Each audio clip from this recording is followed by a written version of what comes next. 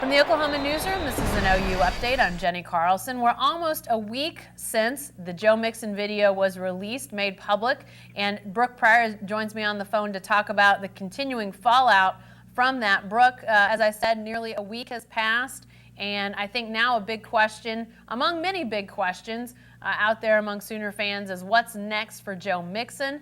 To this point, we've heard no indication that he will be punished in any way by Oklahoma, which begs the question, how many more games will he play for the Sooners? Expected to play in the Sugar Bowl, but beyond that, what's sort of the future look like right now as it relates to Joe Mixon being a Sooner?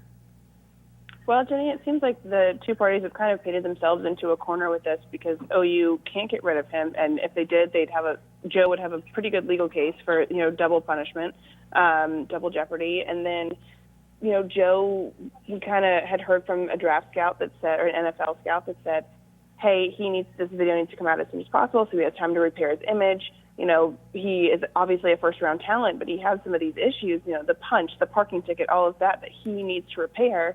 And right now he has one game left to do that, and then a couple months before the NFL draft. Is that enough time to repair his draft stock? I don't know. And I don't think, Joe knows that either. I think he's going to have to hear a lot of evaluations from NFL scouts. We've seen reports that say he's undraftable, but, if a guy's talented enough, you can kind of see they'll take anybody in the NFL. So I think that's kind of an interesting thing because OU doesn't necessarily need him around or want him around with the continuing questions that they get and all of that. But can he really afford to leave and take a hit to a draft stock that might be a little bit higher after another season at OU? Yeah, it's a really interesting calculus that has to be done by Joe Mixon and his team, whether legal or family or whatever you want to say. And Bob Stoops said on Wednesday that at this point there's no indication of what Joe Mixon will do as it relates to the NFL. But that was one of just many things that Bob Stoops said on Wednesday, Brooke, as he addressed the media for the first time since that video was released. And now we've obviously seen additional video, multiple angles on the surveillance footage from Pickleman's the night of the incident, but also now video from when Joe Mixon talked to police, his interrogation. But listening to Bob Stoops, what did you take away from that 20-minute or so press conference that he held on Wednesday as it relates to this whole Joe Mixon situation? Jenni, the biggest thing that I took away was his statement that kind of alluded to the fact that if this had happened today, Joe would not be on the team. He would be immediately dismissed, but that the world was a different place 2.5 years ago.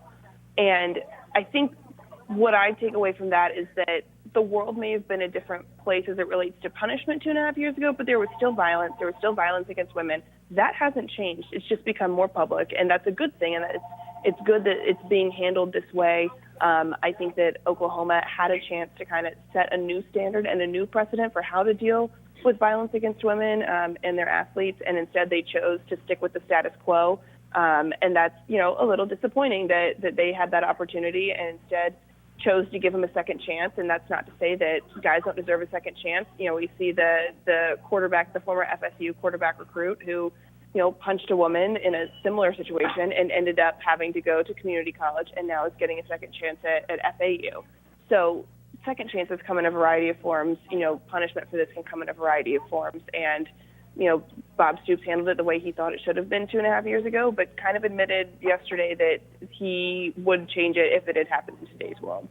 Brooke, you mentioned second chances, and lastly, I had a chance to talk to Brenda Tracy, who you and fellow beat writer Ryan Aber talked to earlier this year when she visited Norman and talked to the football team, met with Bob Stoops and some of his coaches. But something that she told me was very similar to what you just said about second chances. She's become an activist for stopping violence against women, sexual violence against women as it relates to college athletics. And she said, I'm all for second chances, but playing Division I football is a privilege, not a right. And that second chance doesn't have to be as a Division I football player. She would like to see zero tolerance not just talked about, but implemented in policies and procedures. Did it seem to you like Bob Stoops, he didn't say that policies and procedures had changed necessarily. Do you see him maybe walking down that path at all? As you mentioned, Baylor, maybe we haven't seen the writing in stone that says zero tolerance. Do you see Bob Stoops inching that way, walking that way? What was your impression of that? I don't know, because his words say one thing, but his actions this season have said another thing. Because if there was truly a zero tolerance policy on Joe Mixon, then why was he allowed to stay on campus after the incident with the parking attendant? Sure, we all get upset when we get parking tickets. Nobody wants a parking attendant. Nobody wants a parking ticket. But we also didn't punch a woman in our past.